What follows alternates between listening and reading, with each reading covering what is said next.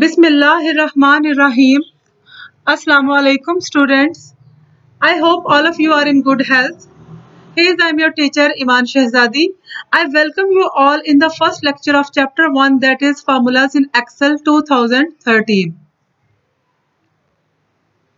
Basically, Microsoft Excel is a software that is used for making worksheets. We can store, organize and manipulate data in these worksheets.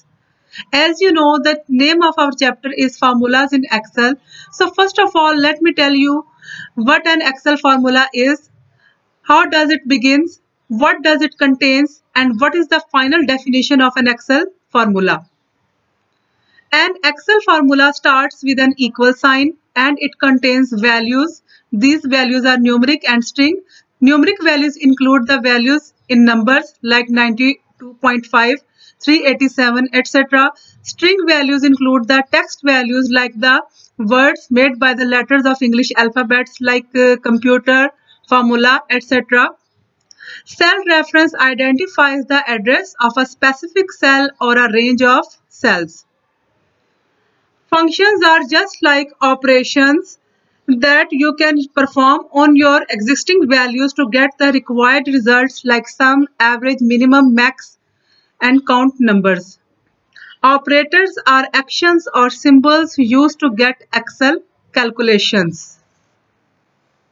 Thus, an Excel formula is a sequence of values, cell references, functions, and operators that produce a new value from the existing values. Cell and range references. A reference identifies a cell or a range of cells in a worksheet. Most likely, we can say that it specifies the address of a specific cell or a range of cells and that tells Excel where to look for the values or data that you want to use in your formula. For example, the cell in column A and row 1, its cell address is A1. Now let's see it in a worksheet. You can see the address of this cell A1 is the address of this cell is A1. In another example, you can see the range of cells in column B and rows 1 through 20. Column is mentioned as B and rows are 1 through 20. Let's see it in a worksheet. You can see your column is B and the range starts from 1 till row 20.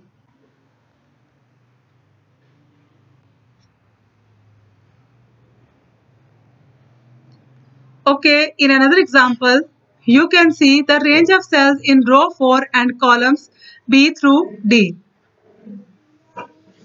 We can see it in a worksheet.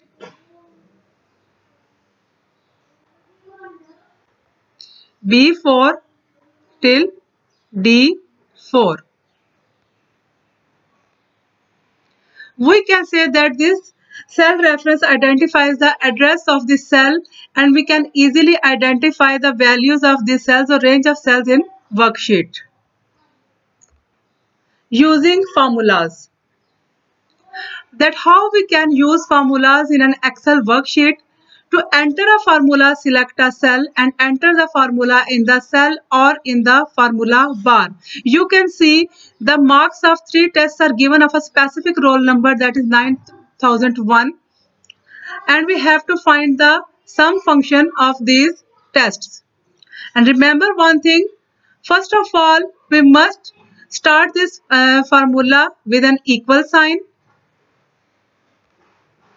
You can see, first of all, type equal sign and then give the cell address of test 1, addition operator, address of cell C2, addition operator, and cell address of test 3, that is D2. You can see that the same formula appeared in the formula bar. You can type your formula in the specific cell or in the formula. It automatically appears in both the places. And then by clicking on the check sign or pressing enter, you can get your result. You can see that we have found the sum of these three tests, that is 128, and its cell address is E2. Another method of adding a cell reference to a formula is to click on the cell instead of typing the cell address. You can see we clicked on cell B2. A moving dashed border appeared around the cell. It is also known as marquee, and its cell address automatically appears in the cell or in the formula bar. Then again addition operator, and then click cell C2, addition operator, cell D2, and by pressing check sign or enter you can get your result. I hope you understand this lecture. Thank you.